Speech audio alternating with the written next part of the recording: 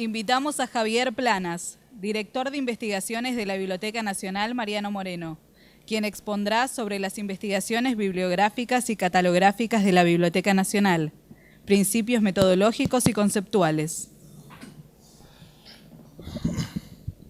¿Qué tal? Buenas tardes a todos. Les doy la bienvenida en esta segunda mitad del día para las presentaciones que vienen. Yo voy a comentar un poco a grandes rasgos la propuesta, como indica el título, conceptual y metodológica para los proyectos bibliográficos que actualmente dependen de la Dirección de Investigaciones de la Biblioteca Nacional. Toda vez que se piensa en un proyecto heurístico de largo alcance, es decir, en un proyecto investigativo con pretensión de largo alcance, se requiere sentar las bases conceptuales que lo van a sustentar. En este caso, donde trataremos desde una biblioteca como instancia de inserción institucional, es decir, puestos a jugar en el conjunto de condiciones objetivas u ónticas que hacen a la construcción del conocimiento, y desde otro plano, con los objetos de estudios formados entre la bibliotecología y la bibliografía, esto es, las formaciones discursivas que hacen a la ontología del conocimiento, resulta imprescindible, en primer término, asir la noción de biblioteca, que es, entonces, la expresión que dirime las orientaciones conceptuales y prácticas venideras para los proyectos. Una inscripción de calado histórico resulta imprescindible, toda vez que se requiere asir este presente mudable, incierto y de perspectivas abiertas. Hace algunos años, un filósofo italiano, Enrico Dusso, al hablar de la historia conceptual, propuso una metodología elemental para seguir los caminos de la representación política en el largo de los años. Génesis, lógica y aporía.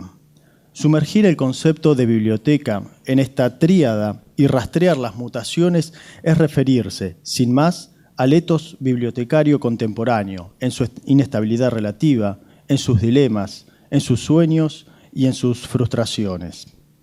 Porque nuestra biblioteca aún es la biblioteca moderna, cuya constitución o génesis, para retomar las categorías analíticas, puede datarse entre el pasaje de la era manuscrita a la era de la imprenta, una encrucijada en la que tiene lugar la primera y más vigorosa multiplicación de los textos de la historia, hasta el final del siglo XVIII, cuando se requirió, en una escala cualitativa diferente a todo lo conocido hasta entonces, tomar medidas de rigor para seleccionar entre ese volumen de obras progresivamente creciente y organizarlas dentro del estrecho muro de las bibliotecas, con el propósito, finalmente, también un nuevo propósito en el sentido de la escala cualitativa, de atender a un público en el sentido moderno.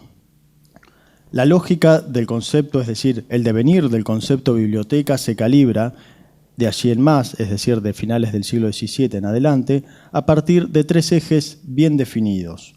Por un lado, por las relaciones que mantuvieron las bibliotecas con el Estado moderno, en tanto que dispositivo territorial de administración del tiempo vital de las personas. Por otro lado, por el vínculo que sostuvieron con las ideas y con los diseños intelectuales que se propusieron sucesivamente dar forma de ser y de estar a las bibliotecas. Finalmente, las bibliotecas como lugares practicados, es decir, como ámbitos de encuentro entre lectores y bibliotecarios. Este último eje tiene, a su vez, tres dimensiones analíticas que harían posible el reconocimiento de las diferencias entre unas bibliotecas y otras, entre los distintos tipos de biblioteca. Estos ejes o dimensiones se definen entonces en primer término, o el primero se refiere al propósito de la institución observable en términos de formación de colecciones. Para ponerlo en otras palabras, en la respuesta que brinda una comunidad de lectores a una pregunta fundante, a una pregunta fundamental, que es, o que no es otra cosa, que escoger un segmento de la literatura universal para incluirlo en los anaqueles. El hacer que demanda este dilema dispone a la biblioteca entre las producciones discursivas sobre la lectura, ya sean producciones discursivas general o de un campo especializado, las acciones del mercado editorial y el capital económico y cultural acumulado del que disponga cada una de las instituciones. La segunda dimensión se refiere a la producción del lugar y a la construcción de un espacio. Es decir, se define por el ajuste y la coordinación de los objetos en el interior de una infraestructura y por la reglamentación y por la civilidad que regulan los tiempos y los modos en que los lectores se relacionan entre sí, con los bibliotecarios y con esos objetos. Por último, se requiere volver sobre la circulación social de las obras, en su cauce público y privado, en las modificaciones específicas que en el largo de los años hicieron posible flexibilizar de modo progresivo el uso de los documentos, en un movimiento histórico que cambió el énfasis de la biblioteca de la conservación hacia el acceso. Con los ajustes metodológicos necesarios que demandan las singularidades de cada ámbito geográfico y de cada época, una empresa heurística que se proponga asir el moderno proceso bibliotecario puede encontrar en estos puntos singulares un mapa para no perderse en las más obcecadas especializaciones y encontrar siempre la relación entre unos procesos capilares y los engranajes que mueven la historia y la sociología de las bibliotecas. En el comienzo del siglo XXI, esos conceptos de biblioteca encuentran su aporía, encuentran su límite como potencia para asir y relacionar los elementos propiamente bibliotecarios y aquellos que corresponden al universo general de la cultura escrita, impresa y digital. Al prescindir de los deseos sobre los futuros posibles y del lugar que le toca a la biblioteca y a quienes nos reconocemos en ella como parte de nuestras vidas, un hecho extangible. Lo digital alteró de forma violenta, de forma revolucionaria, las maneras antes conocidas de producción, circulación y lectura de los textos. En ese cisma conceptual que supone esta transformación radical hace que las categorías modernas que ordenan la cultura y que, por lo tanto, o por lo mismo, ordena la biblioteca, encuentran en la inestabilidad su característica actual. En otros términos, estamos en medio de un proceso instituyente que promete alterar la manera bajo las cuales se otorgaba inteligibilidad a las palabras y a las cosas. Y es exactamente por este proceso de barrido general que la biblioteca, entre otras modalidades de construir y de insistir en el etos que le otorga sentido de existencia en lo actual, en lo contemporáneo, debe asumir la biblioteca una carga histórica que es la que lo presenta en la actualidad. Esa carga histórica se refiere a la construcción de la biblioteca como un ámbito privilegiado para la memoria. La biblioteca adquiere, en este sentido, un compromiso ético frente a la sociedad. Este compromiso implica el de conservar y el de brindar formas de entendimiento al pasado acumulado en el largo de los siglos. Sobre esa perspectiva conceptual de rasgos generales, la Dirección de Investigaciones de la Biblioteca Nacional Mariano Moreno tiene dos tareas fundamentales. La primera implica un trabajo de corto y mediano plazo. Se trata del tipo singular de investigaciones que se realizan para las exhibiciones que cada año recrea la biblioteca, las que pueden recorrer en cualquier día. La disposición de estos eventos supone ajustar una serie de resortes metodológicos y conceptuales. Esto involucra, de un lado, aquellos procesos comprometidos con la constitución de la muestra propiamente dicha. Primero, formar una experticia panorámica dentro de una idea global que se pretende. Por ejemplo, para citar un caso reciente, una exhibición sobre o para homenajear los 100 años de la Revolución Rusa. En segundo lugar, supone calibrar los conceptos que sustentan la línea curatorial. Es decir, para el mismo caso, trabajar, por ejemplo, las recepciones de la Revolución en Argentina. En tercer lugar, significa desplegar unas rigurosas técnicas de búsqueda y relevamiento bibliográfico dentro y fuera de la institución. En cuarto orden, implica seleccionar la documentación considerada clave para representar aquellos hechos, procesos, eventos, obras e ideas vinculadas, para seguir con el mismo caso, a la Revolución en Argentina. En quinto lugar, implica también una articulación con especialistas de diseño gráfico y de montaje para diagramar la escenificación de esa selección de documentos. Este poner en escena compromete una diagramación pedagógica que obliga a la producción de un relato que sintetice con potencia visual y documental un recorrido. Por otro lado, implica también la construcción de los artefactos y su disposición estatal. También podríamos agregar un sinfín de tareas y procesos que están comprometidos cuando cada una de estas muestras demandan un catálogo bibliográfico. Los resortes institucionales que se mueven toda vez que se produce una exhibición son variados y silenciosos. Un libro en una vitrina remite, en primer lugar, al acto constitutivo de la biblioteca, esto es, catalogar. Una tarde cualquiera, de un mes otro, un catalogador hace lo propio, hace su trabajo y representa y registra un documento que probablemente bastante tiempo después un investigador lo recobra y lo reúne junto a otros textos para formar una cadena de significaciones. En ese recobrar están implícitas también las tareas de conservación y resguardo que hacen posible, así como también las de mantenimiento de los depósitos. Implica también un segundo proceso que está vinculado con la estabilización de los materiales y la preparación de los soportes que se requieren para exhibir esa documentación. Eventualmente también se requiere digitalizar alguna de sus partes, sea para elaborar una gigantografía o para incluir en algún pasaje del catálogo. Asimismo, implica disponer de mobiliario, ajustar iluminación, acondicionar espacios, diagramar recorridos, cumplir protocolos burocráticos, etcétera, etcétera, etcétera. En definitiva, lo que quiero decir es que muchas manos participan de la función primordial de la biblioteca que enunciamos más arriba en esta faceta, es decir, la de restituir la inteligibilidad del patrimonio cultural y con ello cumplir con ese contrato ético que la institución guarda con la sociedad.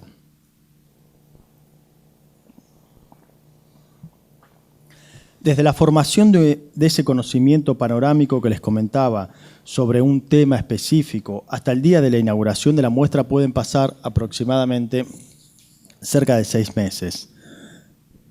De forma paralela a ese trabajo y con mayor fuerza toda vez que las muestras quedan inauguradas, tiene lugar el desenvolvimiento de los proyectos de investigación de mediano y largo alcance. Como quedó dicho, los objetos de estudio de estas propuestas se inscriben entre la bibliografía y la bibliotecología. En lo fundamental, se procura producir obras de referencia que contribuyan a brindar acceso a los fondos de la Biblioteca Nacional y cumplir, en este sentido, con las múltiples conexiones que pueden existir entre ellos. La bibliografía tiene como disciplina, en perspectiva, un muy largo recorrido. En su faz moderna, probablemente la obra de Konrad Gessner sea la más y mejor recordada, tanto por la ambición de su propuesta como por el fracaso que propuso. Esto es, la idea de una bibliografía universal que nació a la mitad del siglo XVI encontró rápidamente su límite, su imposibilidad de ser entre la multiplicación de los textos y la noción de universal reducida a lo europeo. Pero ese esfuerzo legítimo por sintetizar y brindar en un repertorio de lo publicado generó, como pocos hechos en la historia y como pocas obras en la historia de la bibliotecología, un efecto de biblioteca. Desde entonces, esta disciplina, la bibliografía, propició la generación de listas de textos de muy variada índole, sobre los temas más disímiles, producidas con metodologías diversas y organizadas de forma clásica o heterodoxa.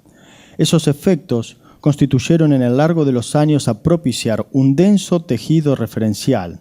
Las bibliografías, los catálogos, los índices, prontamente se convirtieron con el paso de los años en bibliografías de bibliografías, en catálogos de catálogos y en índices de índices. A la mitad del siglo XX, las técnicas bibliográficas de la enumeración estaban depuradas y el acto de catalogar constituía su potencia creativa. ¿Qué es entonces exactamente y en este contexto catalogar? Se trata de una fuerza que esculpe su obra en el largo de los años y por lo mismo resulta fatalmente imperceptible en el mundo de lo visible y más aparente de los libros. Catalogar es constitutivo de la biblioteca. Catalogar es inventariar, es fijar, es ordenar. Pero por sobre todas las cosas, Catalogar es representar. Y como toda representación, mantiene una doble exigencia respecto del objeto representado. La primera consiste en brindar presencia a la ausencia. Un asiento bibliográfico contiene de forma sintética aquella información que expresa una relación con su original, esto es, con el libro que no está disponible físicamente de manera inmediata. La segunda dimensión o exigencia de la representación bibliográfica es lograr que esa presencia adquiera significado toda vez que es invocada. Cuando un catalogador describe un documento, emprende una tarea analítica, la de distinguir y aislar aquellos elementos que tienen sentido social, que tienen sentido en el imaginario de los lectores que les son contemporáneos.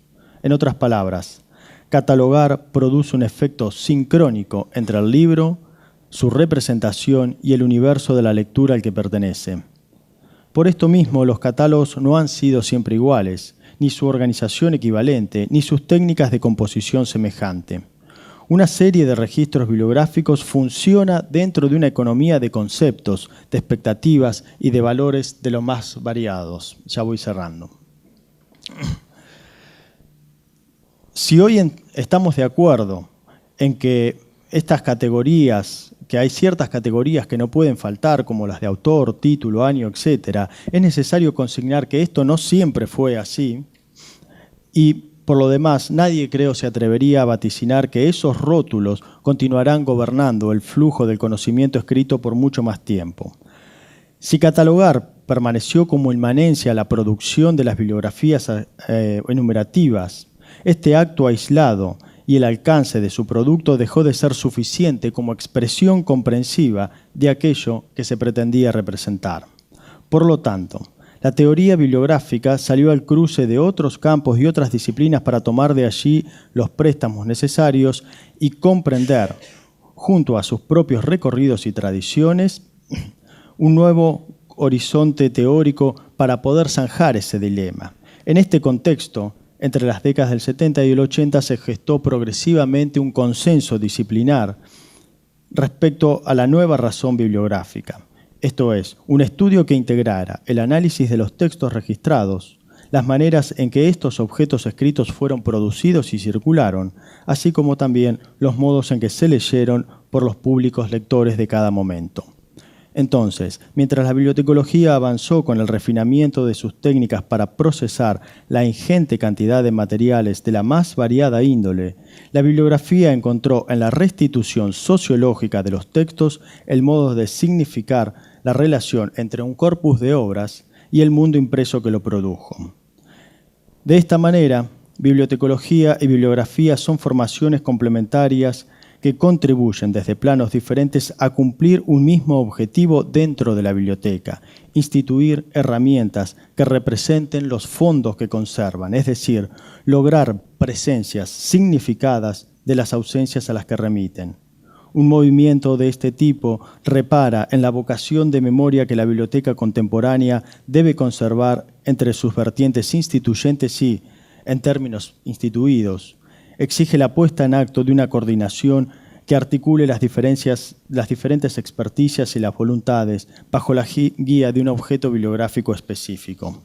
Estas son las líneas conceptuales generales y a continuación presentaremos algunos proyectos que funcionan como casos testigos de esto que procuramos llevar adelante. Si bien estos proyectos presentan diferencias en los objetos de estudio, en las herramientas e incluso en ciertos encuadres conceptuales, el producto final esperado para ambos forma parte de este tejido referencial al que la biblioteca como institución se aboca. Gracias. De acuerdo, agradecemos la participación de Javier Planas.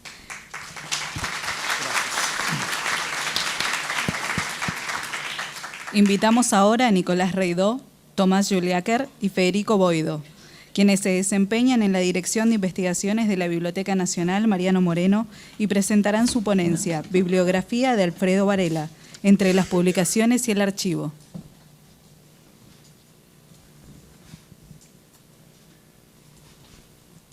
Buenas tardes, soy solo Tomás Juliáquer, pero vengo en representación de Nicolás Reidó y Federico Boido también, y también soy un caso testigo de lo que explicó recién Javier.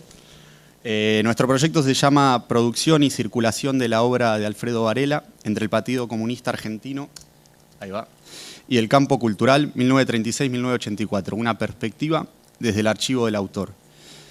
Lo que nosotros estamos realizando es una bibliografía comentada sobre la producción y también sobre la circulación de la obra de Varela, a partir principalmente de dos corpus fundamentales que tienen como origen y motor el archivo personal de Alfredo Varela, que está en el Departamento de Archivo de la Biblioteca Nacional, y el segundo corpus es el material bibliomerográfico, es decir, bueno, ya seguramente lo saben todos, pero igual lo voy a decir por lo tengo escrito, que son los libros, los periódicos, los diarios y los semanarios en los que Varela publicó.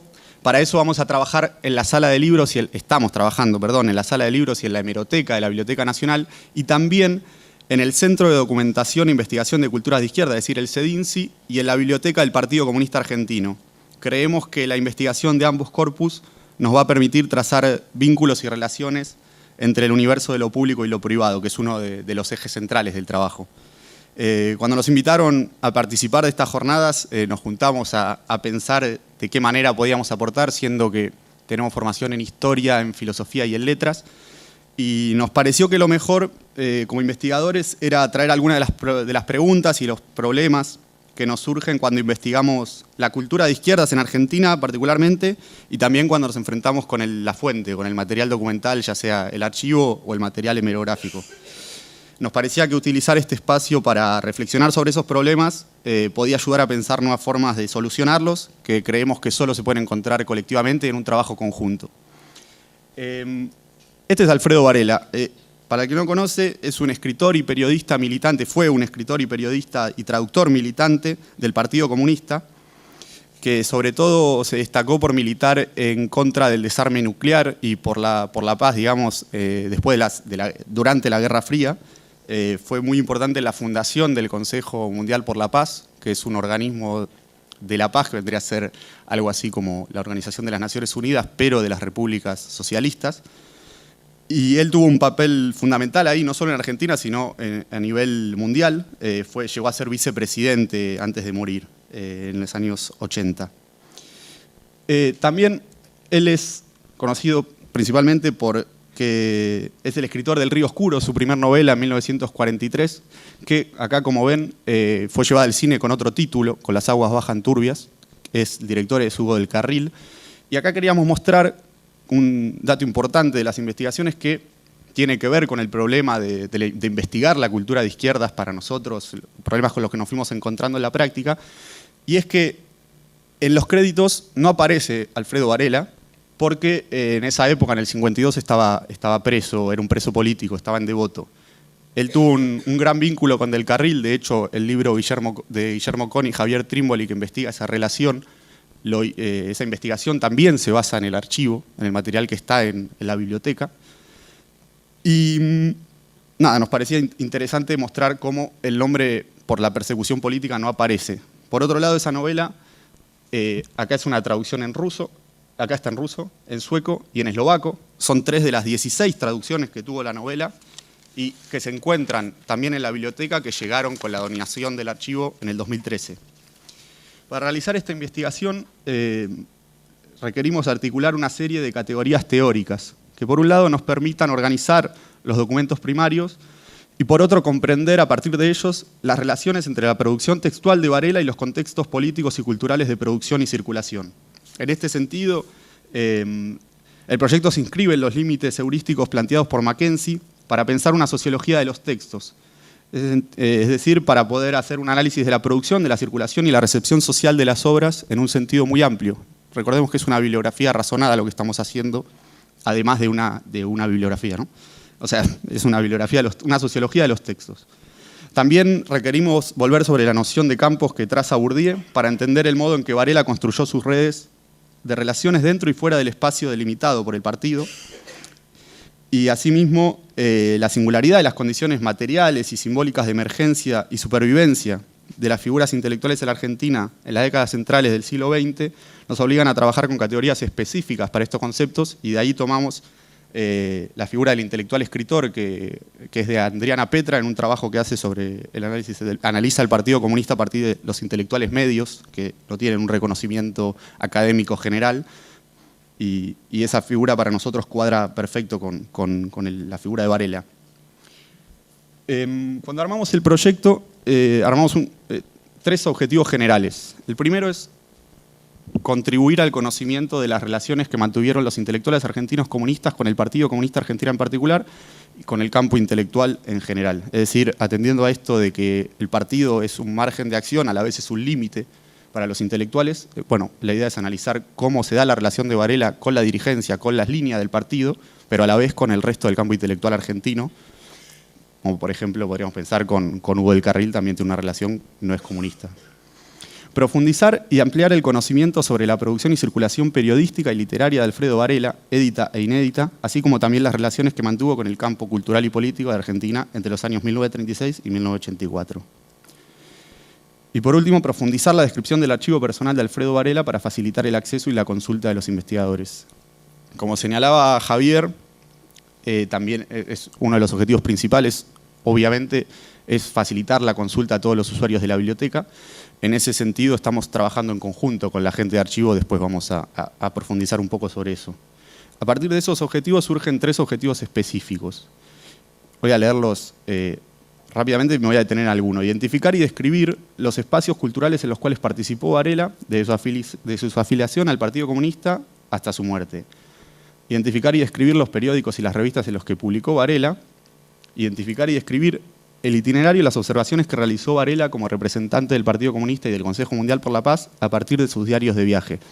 Ese es un punto que es bastante revelador, digamos, del archivo, porque, por ejemplo, Varela publicó un libro en el 52 sobre sus diarios de viaje en la URSS, y también en el 61, en el 60 fue un año después de la Revolución Cubana, y publicó un diario de viaje que sobre eso se llama Cuba con toda la barba. Y en el archivo hay otros diarios de viaje que permanecen aún inéditos.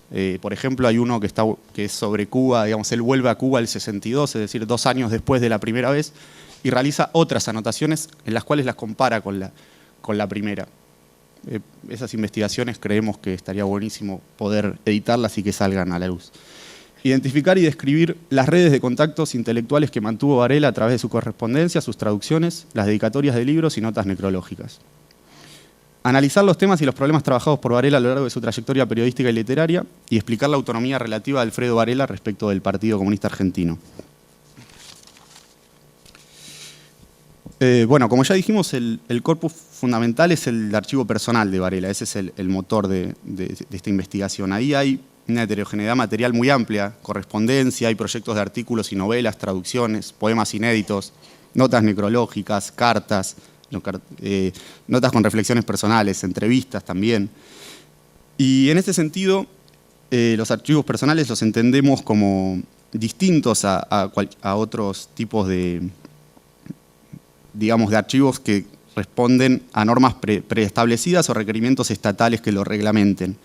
Si bien nacen de la decisión personal de resguardar diversos documentos y objetos, también entendemos que en el ordenamiento original el archivo personal ya establece jerarquías, afinidades y predilecciones temáticas y también funciona como un proceso de autosubjetivación, es decir, que archivar nunca es una práctica neutra. En ese sentido, el abordaje de estos materiales, en ese abordaje no pretendemos acceder a una verdad última, sino complejizar, como dijimos antes, la trama que se establece entre lo público y lo privado, intentando registrar las tensiones y las torsiones en el vínculo entre la dirigencia del partido y los intelectuales, en este caso Varela y el Partido Comunista. Para ello, estamos trabajando con el Departamento de Archivos, que ya tiene realizada una descripción del fondo que es muy compleja, muy amplia, digamos, pero nos juntamos como estamos trabajando profundamente en ese archivo, nos parecía que también estaba bueno que el trabajo que hiciéramos pudiera tener incluso beneficios archivísticos. Por eso nos juntamos con la gente de archivo y sistematizamos nuestra ayuda, digamos, por decirlo de algún modo, en 3 principales ítems. Por un lado, podemos ampliar las descripciones generales actuales en todos y o cualquiera de sus campos, o sea, el diseño geográfico, la historia archivística y alcance y contenido. 2. Podemos ampliar las descripciones generales actuales en todos y o cualquiera de sus campos, el diseño geográfico, la historia archivística y alcance y contenido. 3. Podemos ampliar las descripciones generales actuales en todos y o cualquiera de sus campos, el diseño geográfico, la historia archivística y alcance y contenido. Segundo lugar, establecer vínculos temáticos que permitan relacionar el fondo de Alfredo Varela con otros archivos de la biblioteca. Por ejemplo, está el dirigente comunista Fernando Nadra, el de Álvaro Yunque, que son todos personajes con los cuales Varela tuvo vínculo. Entonces, encontrar en el archivo los documentos que permiten relacionarlos con otros también es algo que quizás podemos aportar. Y por otro lado, con materiales de otra sala de la Biblioteca Nacional, porque estamos trabajando, como dije, con la sala de libros y con la hemeroteca. Entonces, a partir de la figura de Varela, que el usuario pueda consultar a Varela en el catálogo de la página web y pueda acceder a toda su obra ya sin importar la sala, podría ser también otra forma de beneficiar al usuario. Y por último, con archivos en otras instituciones del país o del extranjero. En nuestro caso, principalmente la Biblioteca del Partido Comunista Argentino y el CEDINSI. Y por último, aportar determinados puntos de acceso o palabras claves para cada nivel descrito en el catálogo, ya sea fondo, serie o documento. Esto con respecto al archivo. Con respecto al material bibliomerográfico, que es nuestro segundo corpus de trabajo, Varela publicó libros, las revistas y los periódicos, publicó muchas revistas, diarios, periódicos y también en muchas editoriales diversas. Hice una lista larga, pero temiendo el papel de los 5 minutos la voy a obviar. Y voy a decir que algunas pertenecen al Partido Comunista y otros no, con lo cual también es interesante para analizar los vínculos de filiación con la dirigencia. Y en este punto es uno de los grandes problemas que nos encontramos, que es la dificultad de acceder a las publicaciones y los trabajos de la cultura de izquierdas. Lo veo. Qué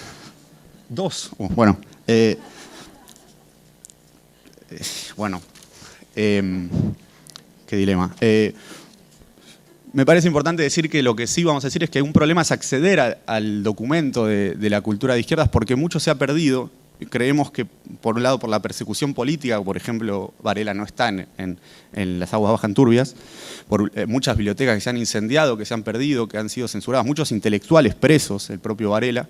Eso hace que no haya un gran acceso. Queríamos, de todos modos, destacar que en ese sentido la labor del Departamento de Archivos de la Biblioteca, del CEDINSI mismo, de las diferentes organizaciones que tienen su propia biblioteca, es fundamental para poder estudiar esos periodos. Quiero rápidamente, y esto va a ser muy veloz, explicar el otro problema grande que tenemos, y es que, por ejemplo, estamos viendo el diario La Hora, que es un diario del órgano oficial del partido, que tiene su primer número el 12 de enero del 40.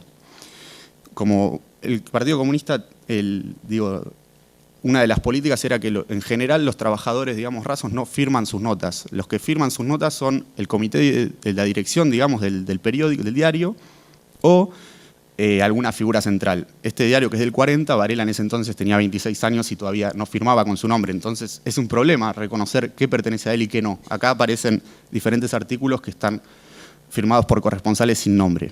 La cuestión es que encontramos una investigación en marzo del 40 sobre el cultivo del algodón y la explotación de los trabajadores en el Chaco, que nos parecía que era muy interesante y que, conociendo el archivo, acá hay unas fotos, ese cuaderno dice Chaco y esas hojas son interior del cuaderno. Es una investigación que Varela hizo en el Chaco y ahí habla del algodón, tiene incluso unas recreaciones literarias que nos parece que podrían... La realidad es que es difícil comprobar si pertenece o no a otro lado, pero nos parecía que estaba bueno traerlo como un problema uno de los problemas que tenemos y que en este sentido, este ejemplo mínimo con respecto al tamaño de la investigación muestra la complejidad y la necesidad de tiempo que requiere una profunda lectura sobre el material de trabajo. Y por eso consideramos que es muy importante la labor conjunta entre catalogadores, bibliotecarios e investigadores para que con los aportes específicos de cada una de las disciplinas y formaciones personales podamos hacer un trabajo lo más completo posible para no duplicar esfuerzos y para, como venimos diciendo, facilitarle lo máximo posible las herramientas a los usuarios de la biblioteca. Gracias.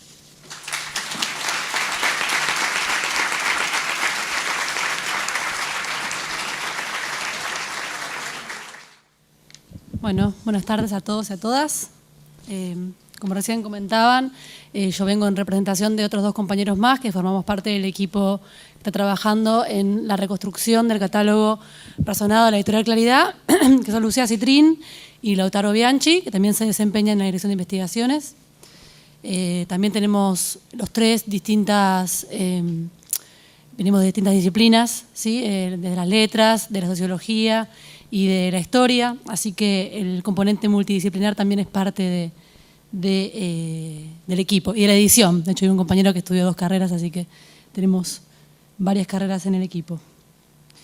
Antes de arrancar a contar un poco sobre el proyecto, quería reponer mínimamente en qué consistió la editorial Claridad, por qué su importancia, por qué decidimos embarcarnos en la tarea de reconstruir su catálogo.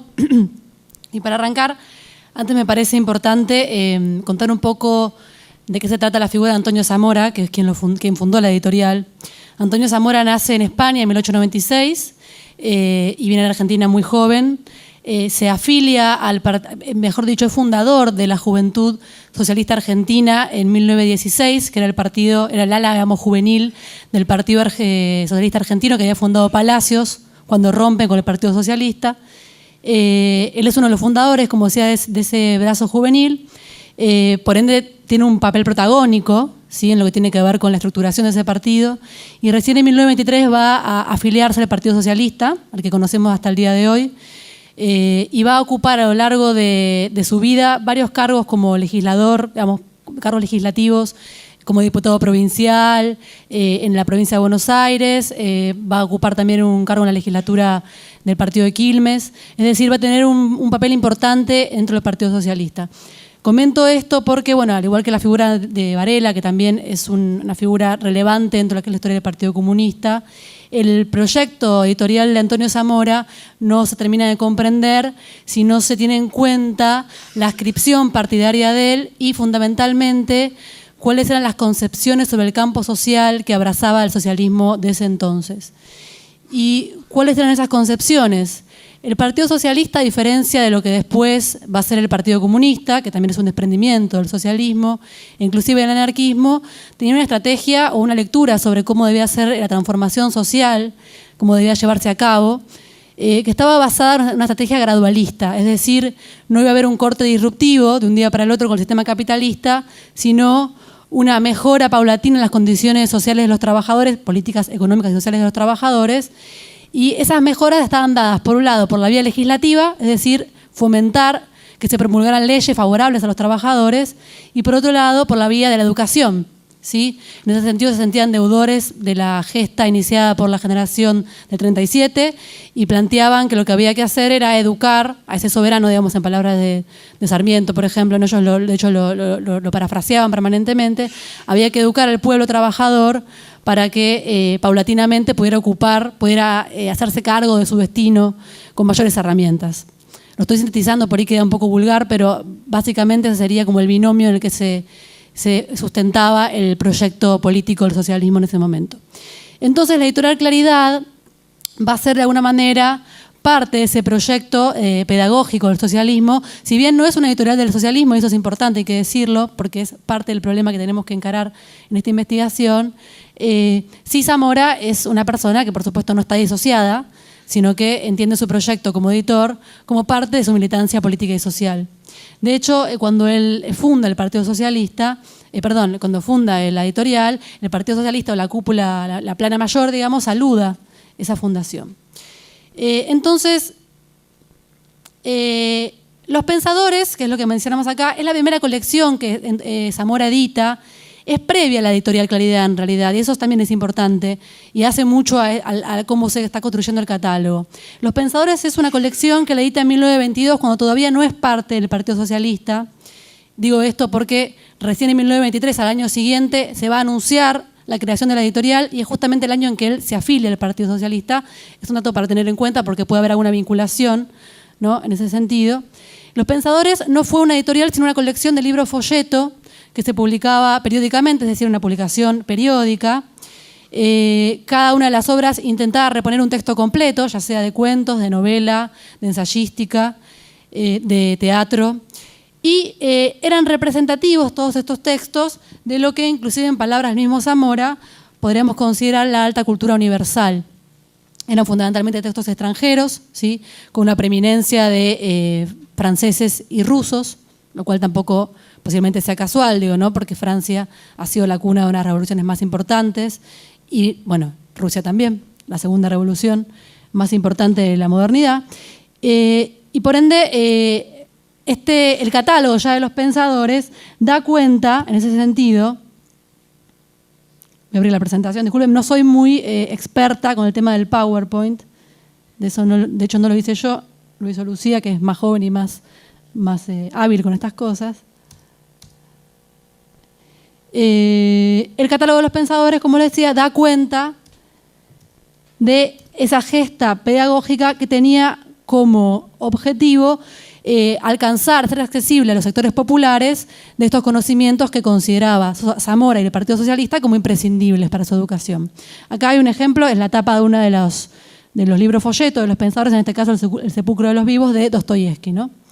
En 1923, como les decía recién, en las páginas de los pensadores, Zamora, o por lo menos la editorial o la publicación, comienza a promocionar la editorial Claridad, ¿sí? Y recién en 1924 esa editorial va a tomar forma en sus primeras colecciones.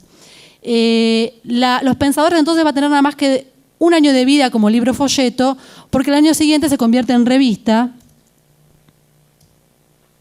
que es la revista Los Pensadores, que está aquí, una revista propiamente dicha, digamos, como reza su subtítulo, es Revista de Selección Ilustrada, Arte, Crítica y Literatura, sí, pero ya se presenta como el suplemento de la editorial Claridad. Es decir, la editorial Claridad, si bien todavía no había publicado nada, ya era un proyecto casi tangible. En 1924, entonces, aparecen las primeras colecciones de la editorial Claridad. Acá Lucía puso correctamente 1924 y como fecha de clausura ninguna fecha, porque si bien Zamora muere en 1976, la editorial sigue existiendo hasta el día de hoy, en que la compró la editorial Eliasta. Es decir, no es la misma editorial en algún punto, pero sí es la misma. Entonces no hay una fecha en ese sentido de clausura, pero podríamos tentativamente decir que el proyecto de Zamora muere con él en el año 76. Esta editorial va a publicar una serie de colecciones, son más de 80, las que tenemos por ahora relevadas porque pueden seguir apareciendo. Recientemente en estos días aparecieron más de 80 colecciones que se van a publicar a lo largo de esos 40 años, 4 décadas de existencia, bajo la dirección de Antonio Zamora, porque, repito, nosotros estamos nada más que haciendo el rastreo y la catalogación de los libros que se publicaron cuando Zamora era director. No estamos tomando los libros que se publicaron a partir del año 76, que queda a cargo de su sobrino unos años y después ya de la editorial Eliasta. Estas colecciones o bibliotecas están justamente ordenadas con criterios muy significativos que son parte del trabajo que estamos haciendo, ¿sí? Hay que reponer en ese sentido el catálogo de la editorial Claridad, pero aparte reponer esos libros en sus colecciones porque tienen una significación específica, ¿no? No es lo mismo un libro suelto que un libro dentro de una colección. Por ende, el trabajo está siendo realizado en función, gira en torno de estas colecciones, ¿sí?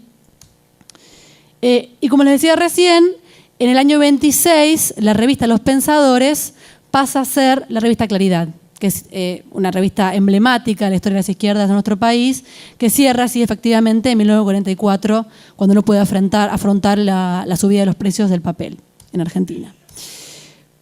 Acá tenemos una tapa de la revista Claridad, para que puedan ver, otra tapa más, esta del año 30.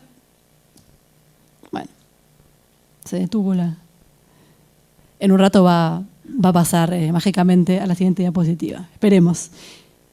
Acá está la colección Los Nuevos, que es una de las primeras colecciones de la editorial Claridad. Las primeras 4 colecciones de la editorial Claridad en el año 24 son Los Nuevos, que es una colección muy significativa y posiblemente también muy conocida por varios de ustedes, quizás por todos, porque es la colección que va a publicar los textos de lo que se va a conocer como el Grupo Boedo. En este caso tenemos la tapa de Malditos del día Castelnuovo.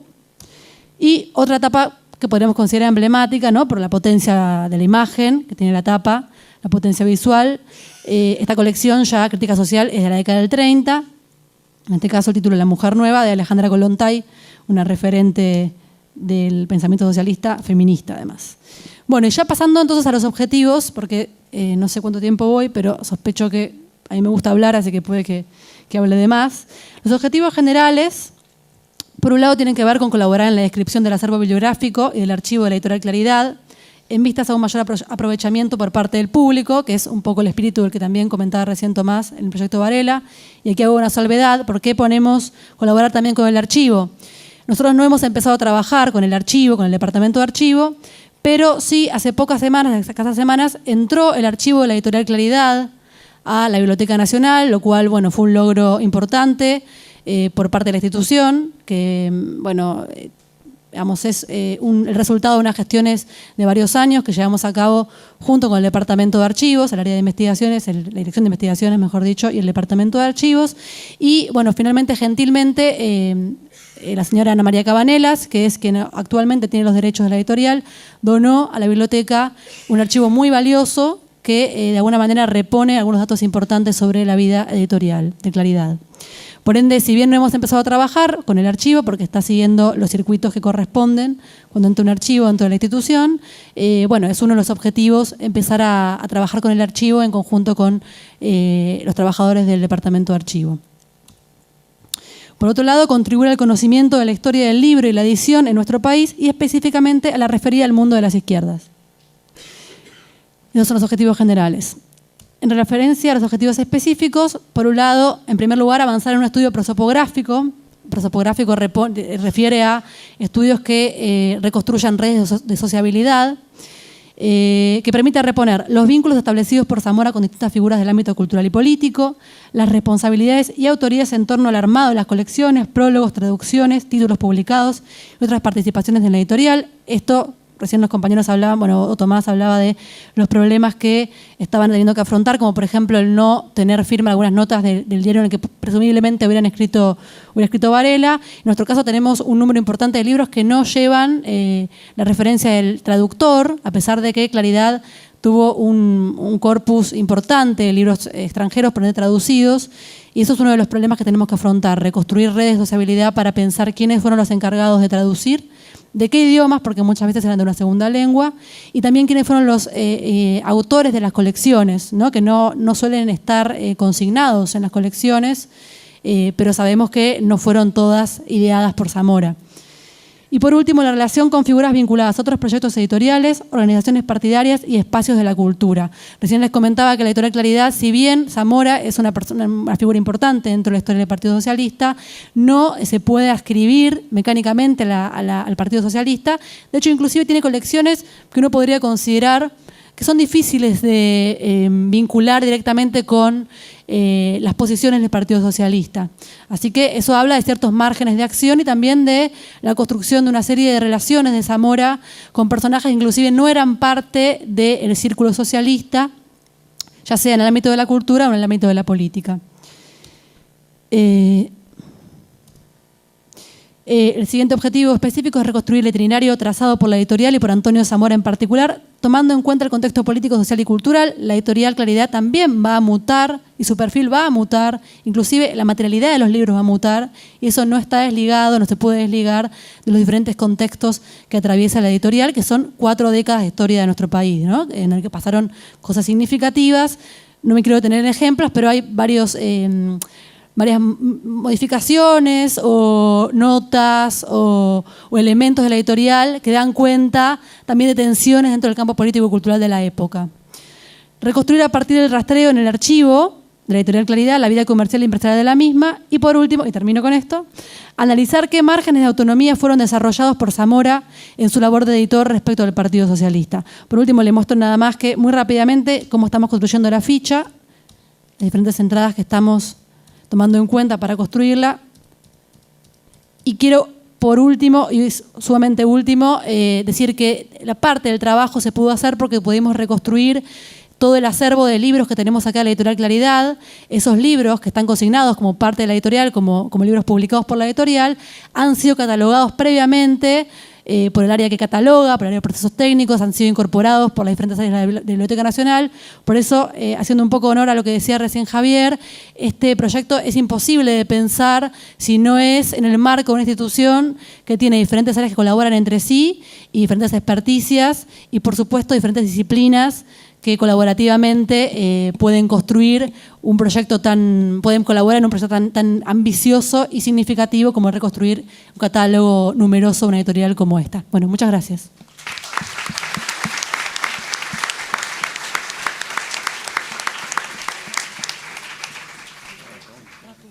Invitamos a los colegas a formular preguntas.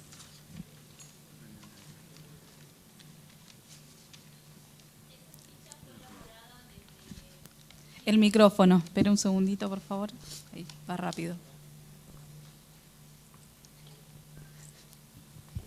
eso que mostraste al final fue una ficha de trabajo que tienen ustedes y se nutre de, o sea, el catálogo les ha servido a ustedes de materia prima para elaborarla, sin tener que ir, o sea, secundariamente tener que recurrir a la fuente, que es el documento. No, bueno, es una buena pregunta. Nosotros elaboramos esta fuente al margen de las entradas que ya están actualmente en el catálogo. Como recién mostraba, excede mucho a los campos que están actualmente rellenados, digamos, de no sé cuál es el término técnico quizás para más específico del catálogo. Por supuesto que en un futuro la idea es que toda esa información se pueda volcar al catálogo, se enriquezca el catálogo que ya está en la Biblioteca Nacional, pero nosotros no estamos trabajando con la información que brinda la ficha actual, digamos, del catálogo, y es una muy buena pregunta la que vos hacés, porque de hecho estamos teniendo que trabajar con los libros físicos directamente y no solo con los libros físicos de aquí.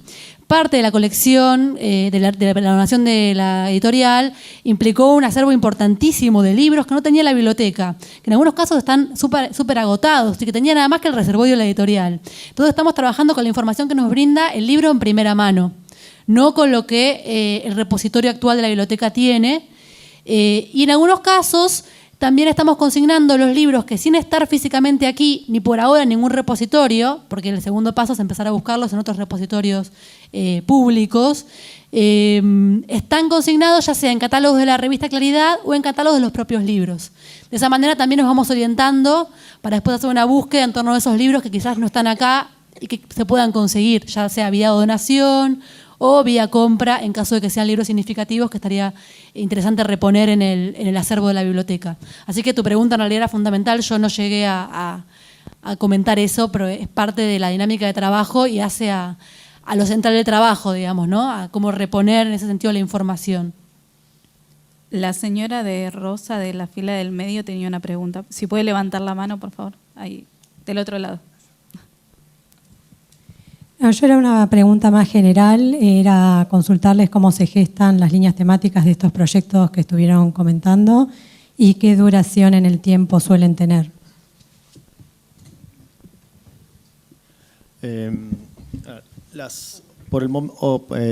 Ahora las líneas temáticas estamos aprovechando por una parte cierto capital acumulado que tiene la biblioteca en cuanto a la formación de su personal, a la formación propia de las colecciones, de manera que lo que aquí se presenta está en curso, ¿sí?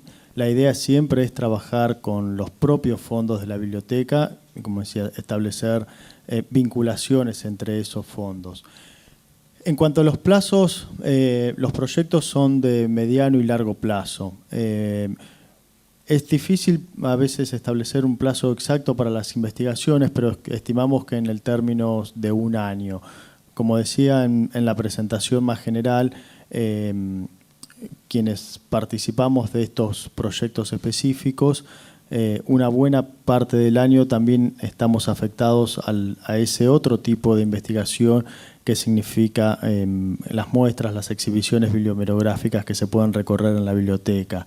De manera que hay algunos meses que la investigación, si no se interrumpe, porque de hecho no se interrumpe, sí merma en la cantidad de tiempo afectado a este tipo de proyectos. De manera que son líneas que corren paralelas, pero para ser exactos, en términos de un año, se propone por lo menos arribar a los primeros resultados específicos, que en el caso de Varela, por ejemplo, serán el rastreo y la sistematización de todo lo que publicó alguna vez y empezar a restituir de manera escrita y sistemática esos contextos de circulación de las obras, más las colecciones con otros posibles fondos. Sí. ¿Alguna otra pregunta? Agradecemos entonces la participación de los expositores.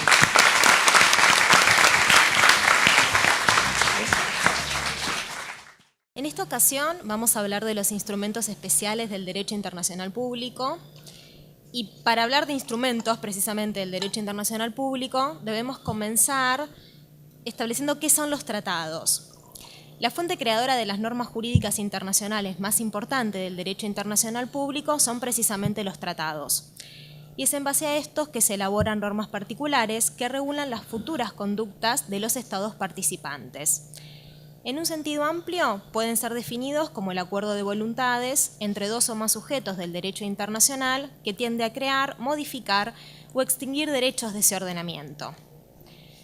La Convención de Viena sobre el Derecho de los Tratados, que data de 1969, los define como todo acuerdo entre Estados, celebrado por escrito y regido por el derecho internacional, ya conste en un instrumento único o en dos o más instrumentos conexos y cualquiera sea su denominación en particular. Cuando la Convención establece que no importa cuál sea la denominación en particular, lo que nos está queriendo decir es que no importa el nombre que se haya elegido, no quiere decir que para que sea un tratado debe ser llamado como tratado. Si a través de este se instituyen concretos derechos y obligaciones entre quienes hayan expresado una voluntad en ese sentido, va a ser considerado un tratado. De todas maneras, la doctrina determina la terminología que utilizan los estados para referirse a los acuerdos entre sujetos del derecho internacional y así en líneas genéricas denominan convenciones a los tratados adoptados por la Organización de las Naciones Unidas, carta o pacto a los tratados constitutivos de organizaciones internacionales. Y estos casos ya los vimos en el encuentro anterior. Esta vez nos vamos a enfocar en los instrumentos especiales del derecho internacional público, que son los concordatos, acuerdos bilaterales con organismos internacionales y otros acuerdos que involucran jurisdicciones. Sí.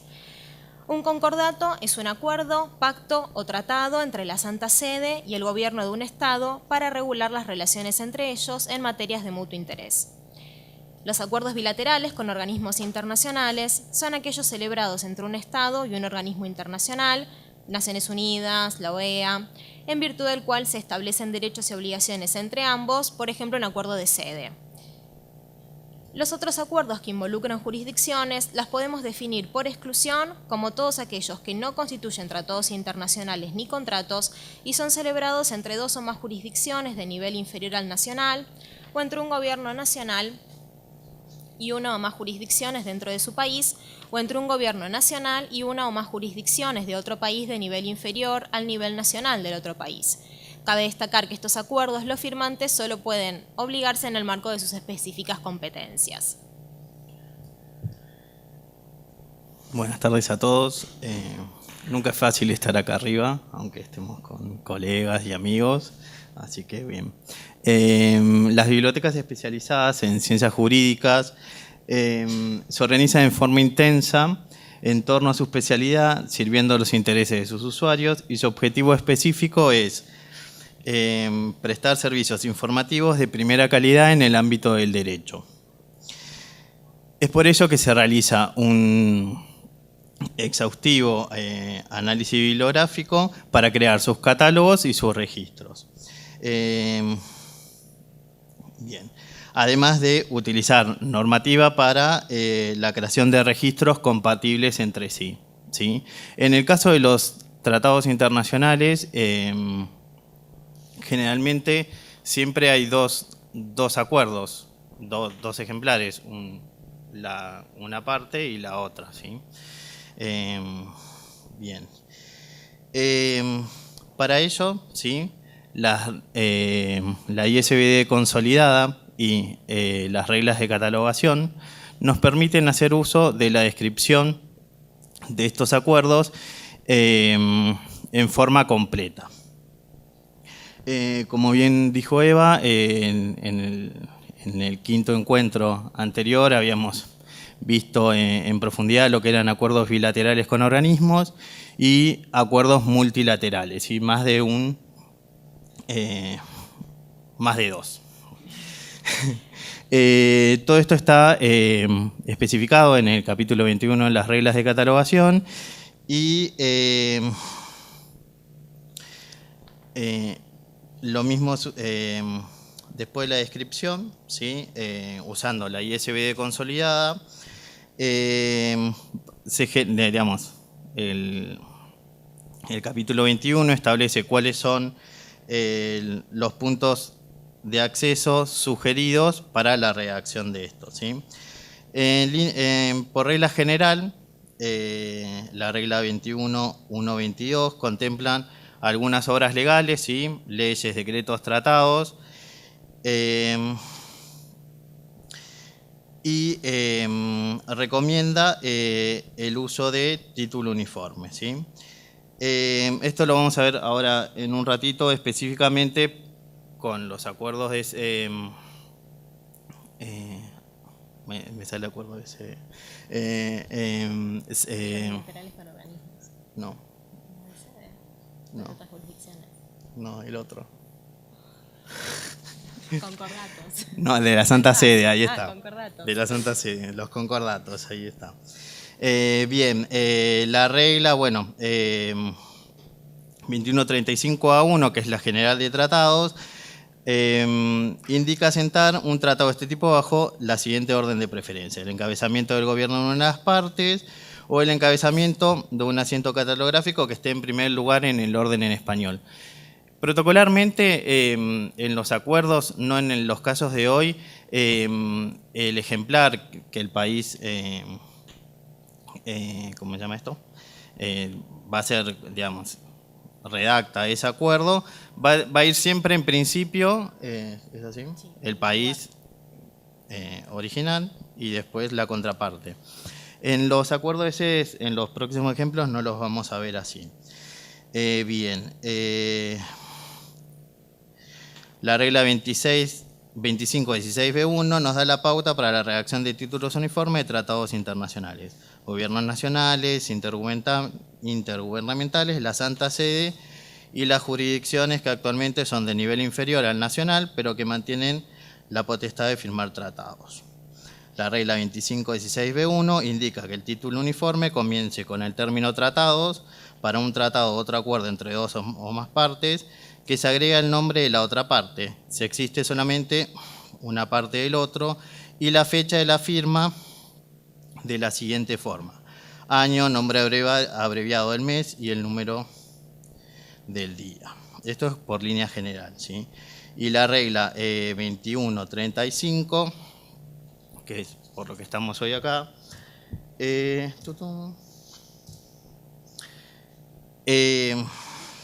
contempla específicamente a los acuerdos concertados por organismos internacionales intergubernamentales. Se indica que se aplique la indicación de la regla general para tratados internacionales, etcétera, para acuerdos entre organismos internacionales intergubernamentales o uno más de lo siguiente: otros organismos internacionales intergubernamentales, gobiernos nacionales, jurisdicciones diferentes del gobierno nacional y otras entidades corporativas. En el caso de jurisdicciones diferentes, gobiernos nacionales u otras entidades corporativas, no se aconseja el uso de título uniforme, ¿sí? En este caso tenemos un ejemplo, ¿sí?, de un acuerdo con organismos internacionales. Va a encabezar con el campo 110 del Mar 21, Argentina, 240, tratado, etcétera, y el organismo que sería la entidad binacional argentino-chilena por el proyecto Túnel Internacional Paso de Agua Negra, ¿sí?, conocido como IATAN, firmado el 27 de junio del 2017. Y después, bueno, título propiamente dicho, lugar de publicación, extensión, bien, texto visual. Bien, lo habíamos dicho anteriormente, lo más importante de los acuerdos son las notas, ¿sí?, cuándo fue la fecha de celebración, quién fue el firmante, el estado, si está en vigor, en aplicación previsional. Y en este caso, en el campo 710, título uniforme para la contraparte.